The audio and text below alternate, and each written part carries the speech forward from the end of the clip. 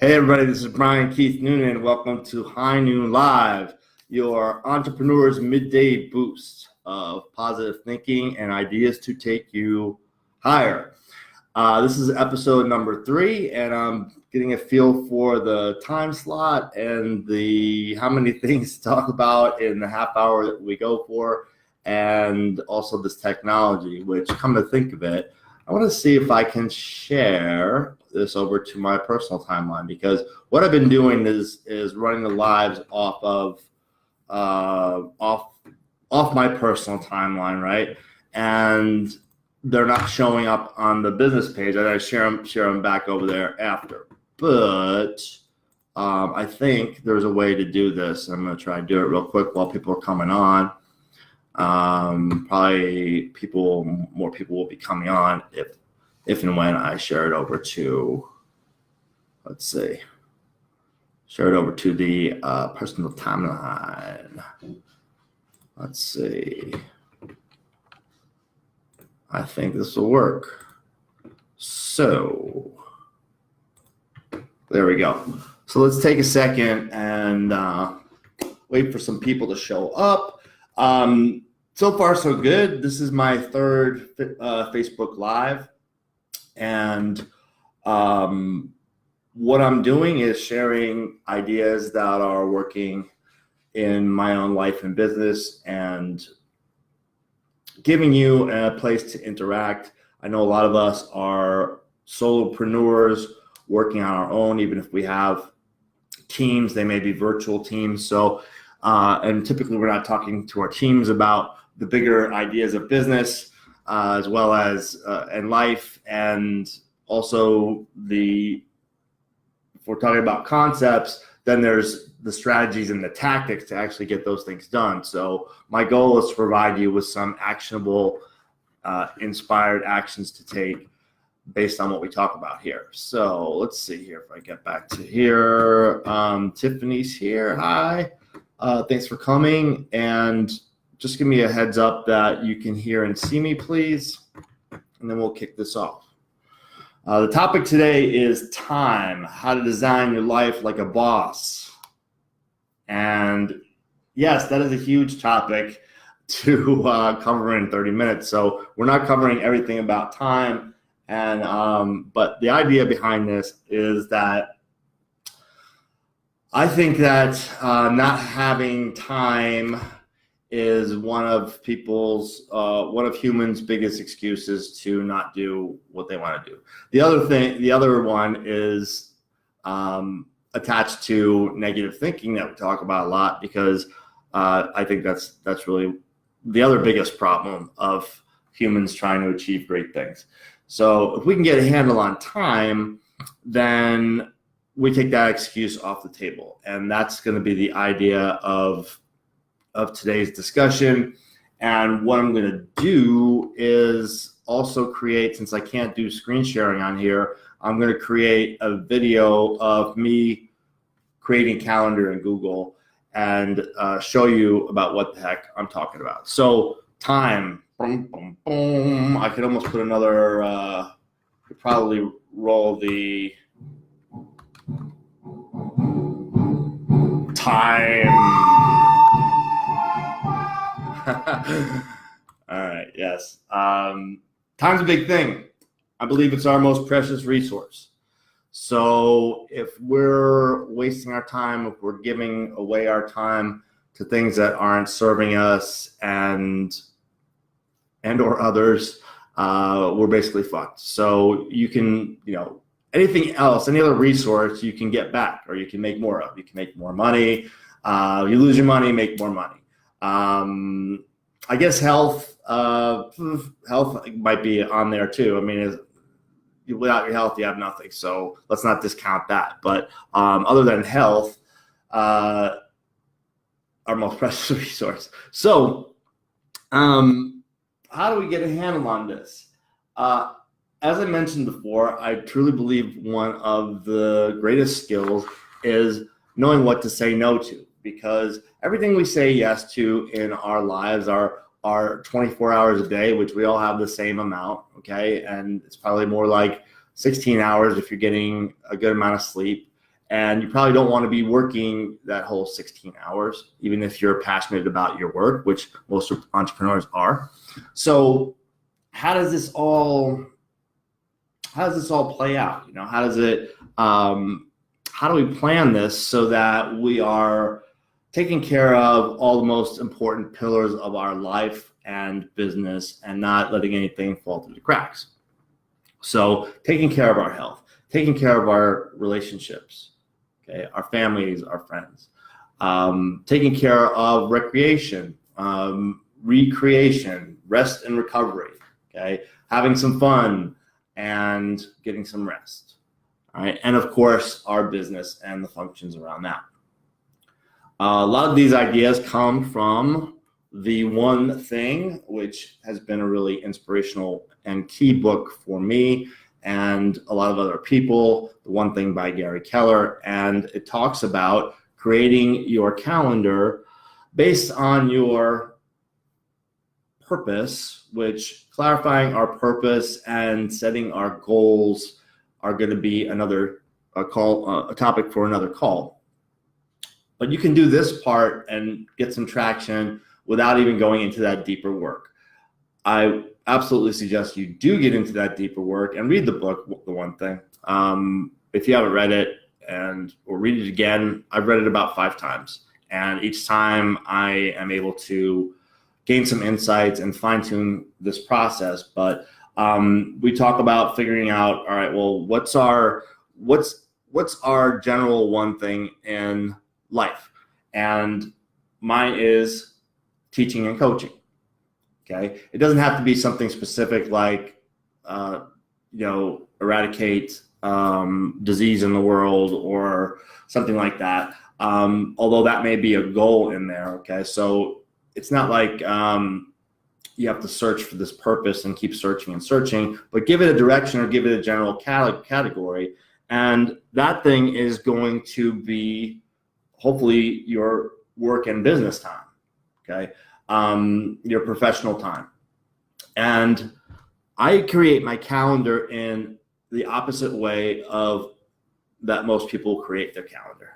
Hey, Jimmy, did you pick this live up from the One Coach page or from my personal timeline? Just out of curiosity, if you can write, because I'm just wondering if it's showing up on the timeline or not. I think it is. But anyways, okay. Well, comment there if you can. Okay, so the calendar, once you establish your purpose, at least in a general sense of what you're trying to accomplish here during this life, and it's not all encompassing, but like the main thing that you're going to work on every day or 5 days a week or whatever the case is, then you can block that out, and I'll get into the details of this, but general purpose, okay, what's the one thing I'm trying to be great at, create my legacy from, take care of my family with, all that, which tends to be our business, okay? And then prioritize according to that, and that will lead to the productivity and the profits that we all desire. And so what does that look like? Well, for my calendar on the year, I use Google Calendar, and I have it connected to some other things that help me be reminded of what I want to be working on at a given time of day, and it's not always work. So I put in my vacations and long weekends first throughout the year. If I don't know exactly when they're going to be, I guesstimate and put them in as all-day events in the Google Calendar. And I will be making a video and showing you exactly how I did this, okay? I have it color-coded for the different areas of my life. So if whatever the pillars of your life that you consider most important, you're gonna wanna have things in your calendar for all those things. So rest and relaxation, recreation, let's say, your health, your relationships, your business, okay? I have those all color coded, so I know what category I'm working on or in at a given time of day. So I put in all the vacations and long weekends. Then I put in my personal time. Okay, personal time would be reading, meditating, working out, etc. The things I need to keep me and myself at my best so that I can be of any use to anyone else. Okay, we've got to put ourselves first here in this whole thing. It's not selfish. It really is more selfish to do the people that you care about and the people you serve the disservice of being burnout, stressed out, and ineffective because you didn't take care of yourself. So please give yourself the gift of putting your vacations and fun stuff and your personal time on your calendar first. These are time blocks that we create, okay? You'll hear me use that term a lot. Then, my family time, okay? So your key relationships, put in time for that. Make sure that you're seeing your kids. Make sure that you're seeing your wife and spending some quality time with them, or your girlfriend or your friends' relations, whatever the case is. Put that time on. And last but not least, I'm putting in my concentrated work time, my one thing time, my business time, which is a 4-hour block, at least say 5 days, generally 5 days a week. Try to leave the weekends open for family time and things like that. And right now I'm experimenting actually with a 4-day-a-week, 4-hour schedule. So that's 16 hours of total concentrated work where I'm doing things like this, but with my one-on-one coaching clients and my coaching groups. So that amount of time, and also doing the business of coaching and consulting and running my business, which is acquiring new clients and all that goes along with that. So you have two things. You have the job, which is our reward if we love what we're doing. Okay, so my doing coaching and teaching in consulting is my reward, but it's not really what I get paid for. I get paid for adding value and doing the business of the business, which is prospecting and selling, and which I call enrolling, and finding the people whose problems I can help solve or whose goals I can help them reach. So there's the job, the reward, there's the business, which is the economic machine for entrepreneurs, and then there's the busyness. Now, busyness is the category that is best delegated whenever possible. Most of the busy work is probably below your pay grade. Anything administrative or bullshit stuff that you hate doing that also you could delegate out to someone else, I suggest doing that. Okay, so went on a little tangent there, but so what my week looks like is I have 4 days with 4 hours blocked off. So I take a second. I think I didn't say this before. So I'm experimenting with the 4-day work week. I take 2 Sundays. So I have Saturday, Sunday, and second Sunday. I like Sundays, so I don't work on Monday. Anyways, I'll let you know how that goes. But so far, so good. It's relaxing. And I had an interesting conversation actually with Tiffany the other day. And we were talking about, she was talking about how she is most relaxed on Sundays, but actually gets the most done, is the most productive on Sundays, even for work, because she kind of takes it as a relaxed work day. But and the interesting thing is we can take that same approach to every work day, really, and not put all the pressure and expectations on ourselves, and kind of have a relaxing, in the flow kind of day where you take care of yourself and you have fun and you do your work and you do your best work. So consider that, please. Any comments from people who are watching right now?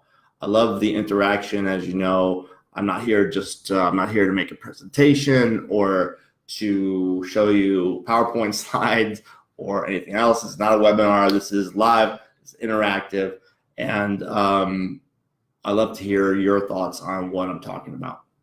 So Jimmy says, self-care is king, and this is absolutely true. I can't emphasize it enough. We're brought up to think that looking out for ourselves is selfish and we should really be worried about everyone else. And if you've done that for long enough and you like to, you're not getting where you want to go, and you're probably not at your best for those people because you're not being fulfilled yourself, and that's a big issue. So a whole other conversation, but a very worthy one.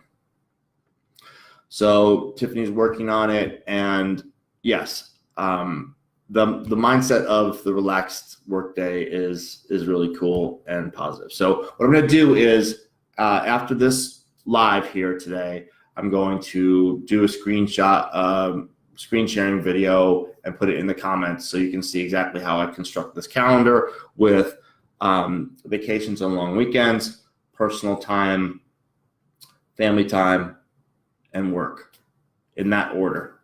Okay. And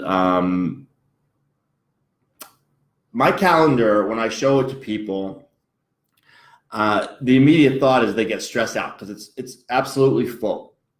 Okay. But it's absolutely full with the things in the order that I just explained them. So it's full of vacations, long weekends, and personal time and family time and work.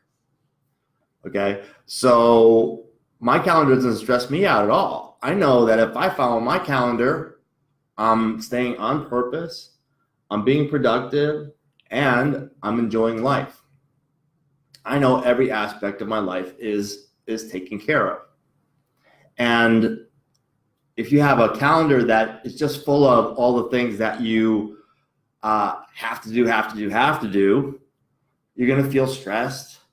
You're going to be worrying about the other things, making sure you don't drop the ball with your wife, husband, significant other. You're going to be worried that you're going to drop the ball with your kids, or all kinds of other outside commitments, and it just doesn't work. So I love having the calendar full, but it's full of space. It's full of space. It's full of time for having a life, enjoying life, and what's most important in life, and including our business, including our business that we're running, because that is very important in life.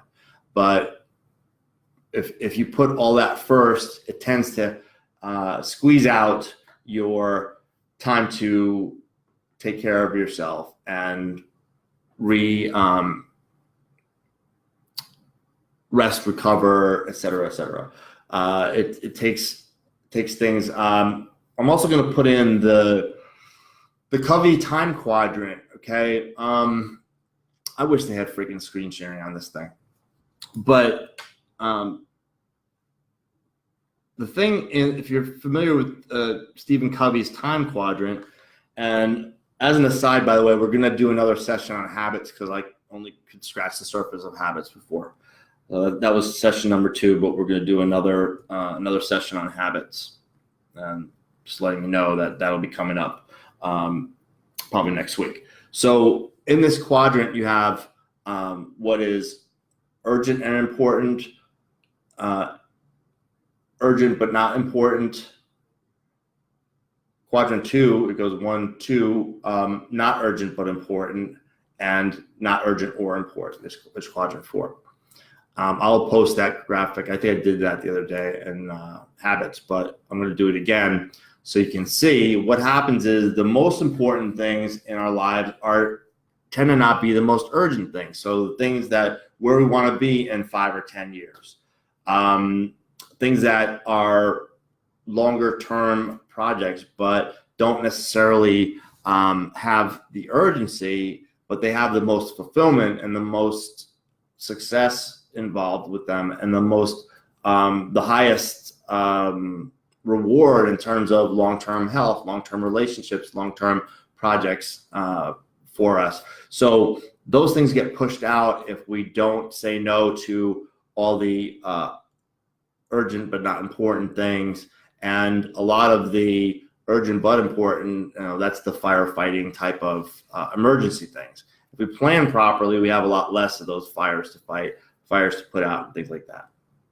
So I realize that we're lacking a little bit in visuals here besides yours truly, but I'm going to put those things in so you can really, if you're you can listen to this again and while I'm doing the other thing and really see what I do. Maybe that's how you do it. I don't know. Maybe they'll add screen sharing in this. Maybe I'll start doing some of these on Zoom or some other conference, video conference software. But nevertheless, okay. Tiffany says, so important to enjoy life by scheduling your fun and family in. Absolutely. Yeah, if you're not doing this, designing your life with these other things first, your fun, your personal time to take care of yourself and your family time first, then you want to talk about work-life balance, it's going to be off. Okay, you're going to spend a lot more time at work than you need to, and if you have this set up the right way, 4 hours of focused time a day is plenty for an entrepreneur to work. Believe me, it's actually on the high side. So I'm working on streamlining and being more productive and focused during those times so that I don't have to be working through the rest of the times. But if you're working 8 hours plus a day, I'm here to suggest that it's unnecessary and there's some efficiency that could be built into that.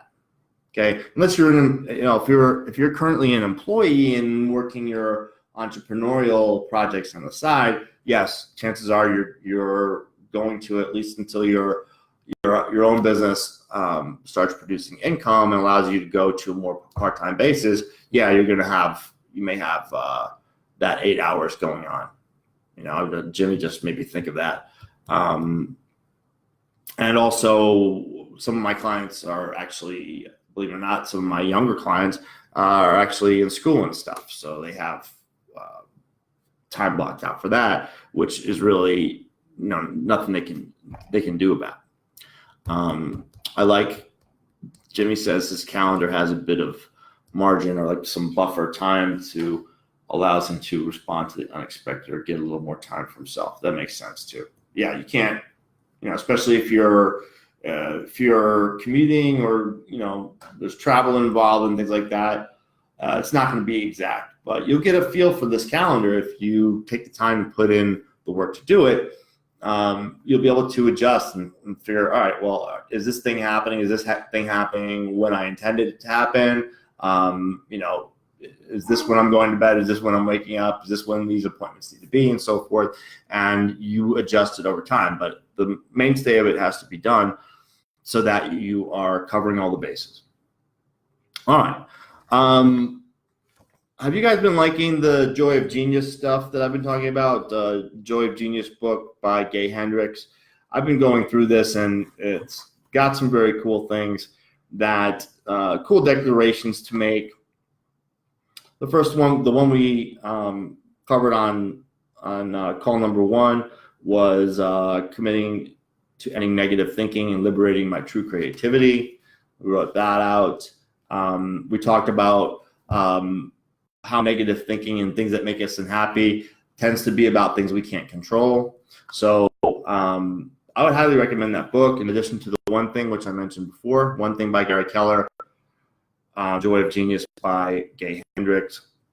And his book, The Big Leap, would be a great one to read even before The Joy of Genius. But nevertheless, you could probably read The Joy of Genius as a standalone as I think about it.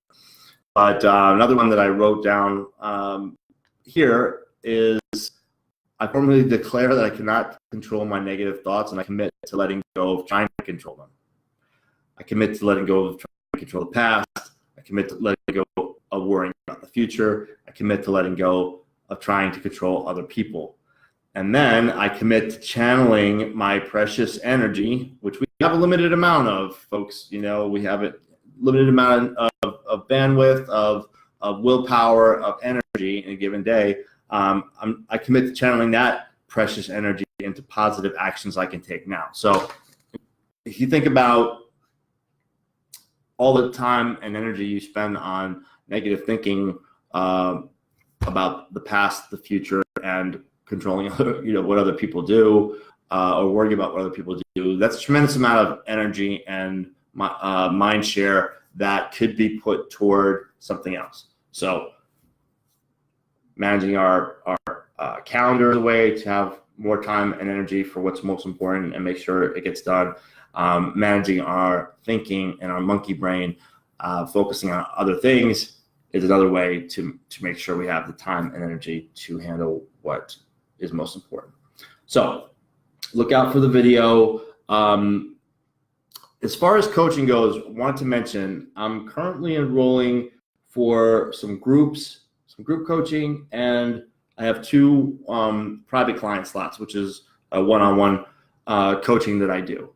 Okay. For that, any entrepreneur would fit, but I also I specialize in working with coaches and consultants. So especially if you're in that realm, we should talk and see if we might be compatible that way. But the groups are what I call the starting coaches and consultants. Hopefully not starting, but starting. So the beginners, okay, beginner coaches and consultants, and beginner entrepreneurs. Those are 2 groups.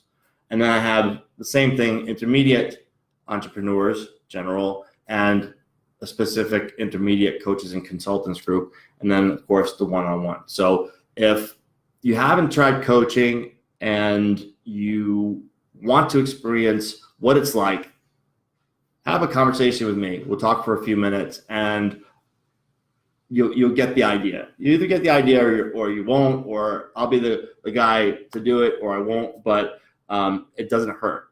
I think it'll open up your mind to a lot of possibilities, and you can even before committing to a longer term engagement, try out sort of by the hour type of thing.